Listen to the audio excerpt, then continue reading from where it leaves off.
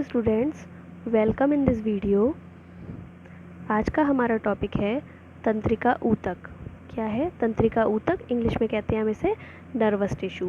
देखिए तंत्रिका ऊतक क्या है, हमारी पूरी जैसे उद्दीपन होता है, कोई उद्दीपन के प्रति हम कोई भी क्रिया प्रदर्शित करते हैं।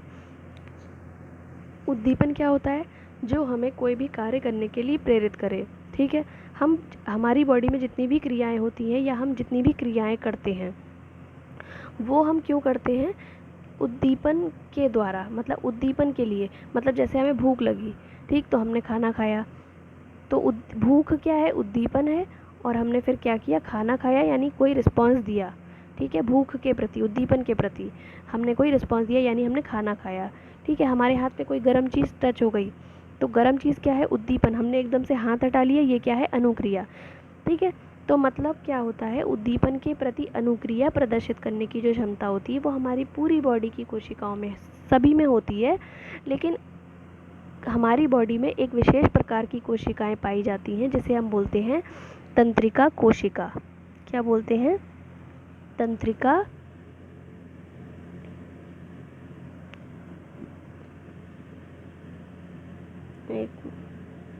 हम बोलते हैं तंत्रिका कोशिका। इस तंत्रिका कोशिका को हम न्यूरॉन भी बोलते हैं। क्या बोलते हैं? न्यूरॉन। तो ये जो अनुक्रिया हम प्रदर्शित करते हैं, कोई भी रिस्पॉन्स देते हैं, ठीक है, कोई भी उद्दीपन के प्रति जो हम अनुक्रिया करते हैं, ये किसके द्वारा होती है? तंत्रिका कोशिका के द्वारा। ठीक है, तंत्रिका कोशिका से मिलकर ही क्या बनता है? तंत्रिका ऊतक। और तंत्रिका ऊतक से मिलकर क्या बनता है? पूरा तंत्रिका तंत्र। ठीक है, हमारी बॉडी का तंत्रिका तंत्र। तो इस प्रकार की एक से दूसरी जुड़ी हुई कोशिका, एक से दूसरी, दूसरी से तीसरी, इस प्रकार से जुड़ी हुई कोशिकाओं का पूरा नेटवर्क, पूरी जाल जो है वो हमारी पूरी बॉडी में पाया जाता है। ठीक है, हमें हमें हमारे हाथ पे कोई गर्म चीज़ टच हो गई या तो हमने हटा लिया हाथ, कोई ठंडी चीज़ हो गई तो भी हमने हटाया हाथ। तो इस प्रकार से हम कोई भी अनुक्रिया प्रदर्शित करते हैं तो वो किसके द्वारा? तंत्रिका कोशिका के द्वारा, जिसे हम न्यूरॉन भी बोलते हैं। देखिए, इस प्रकार से हमारी पूरी बॉडी में तंत्रिका कोशिकाओं का जाल पाया जाता है। और जैसे मान लीजिए हमारे हाथ पे कोई गर्म चीज़ टच हुई, तो ये जो पूरी एक से दूसरी जुड़ी हुई कोशिकाओं का जो जाल है पूरी बॉडी में, तो ये सूचना कहाँ तक पहुँचती है? स्पाइनल कॉर्ड तक। हमारी बॉडी में स्पाइनल कॉर्ड पाई जाती है एक, वहाँ तक पहुँचती है। ये स्पाइनल कॉर्ड सूचना को मस्तिष्क तक पहुँचाती है, और मस्तिष्क ये संदेश भेजता है कि हमें क्या करना है? हाथ को हटाना है। ठीक है, और ये क्रिया बहुत ही जल्दी होती है, बहुत ही फास्ट स्पीड में। जैसे आपको बहुत गर्म कोई चीज़ हाथ पे, पैर पे टच हो गई, तो एकदम से तो हाथ हटा ले, तो ऐसा तो नहीं होता है कि हाथ गर्म चीज़ पे लगा और बहुत देर तक हम रखे रहे वहाँ पर हाथ और बहुत देर बाद हटाया, है ना? तो बहुत जल्दी ये क्रिया हो जाती है। तो ये क्रिया किसके द्वारा होती है? इन्हीं तंत्रिका कोशिकाओं के द्वारा। ठीक है, अब हम एक तंत्रिका कोशिका का जो है स्ट्रक्चर पढ़ेंगे, उसकी संरचना पढ़ेंगे कैसी होती है। देखिए, एक तंत्रिका कोशिका में दो भाग होते हैं। पहला साइटोन, जिसे हम हिंदी में कोशिका काय भी बोलते हैं, ये वाला भाग जो है वो साइटोन कहलाता है। और इसका दूसरा भाग जो होता है वो कहलाता है सेल एक्सटेंशन। क्या कहलाता है? Cell extension. एक्सटेंशन का मतलब ये होता है कि किसी चीज़ का विस्तार, मतलब ये जो साइटोन वाले भाग से ही ये भाग बनता है, बढ़कर ये भाग बढ़कर ऐसा हो जाता है, और इसे बोलते हैं सेल एक्सटेंशन, कोशिकीय प्रवर्ध। ठीक है, तो जो साइटोन, पहले हम साइटोन की बात करते हैं। साइटोन वाले भाग में क्या होता है? एक न्यूक्लियस पाया जाता है, बीच में यहाँ पर साइटोप्लाज्म पाया जाता है, और एक बड़ा सा ये न्यूक्लियस पाया जाता है। ठीक है, तो ये जो साइटोप्लाज्म होता है इसके अंदर छोटे छोटे ग्रैन्यूल्स पाए जाते हैं, ऐसे करके ये ग्रैन्यूल्स पाए जाते हैं। इन्हें बोलते हैं निसिल के ग्रैन्यूल, निसिल के कण हिंदी में।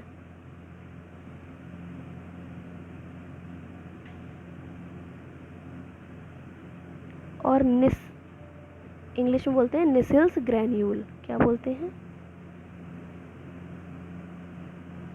निसिल्स ग्रैन्यूल। ठीक है, तो इनका काम होता है प्रोटीन सिंथेसिस का। तो ये कण पाए जाते हैं। तो ये तो हो गया साइटोन वाला भाग, और नेसल के कण जो होते हैं वो पाया जाना इसकी एक साइटोन वाले भाग की एक मुख्य विशेषता भी होती है। ठीक है, ये तो हो गया साइटोन वाला भाग। अब हम बात करते हैं जो दूसरा पार्ट है कोशिकीय प्रवर्ध, जिसे हम बोलते हैं सेल एक्सटेंशंस।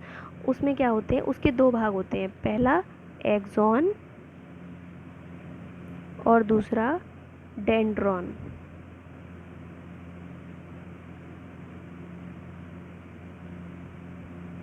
ठीक है, एक्सॉन और दूसरा डेंड्रॉन।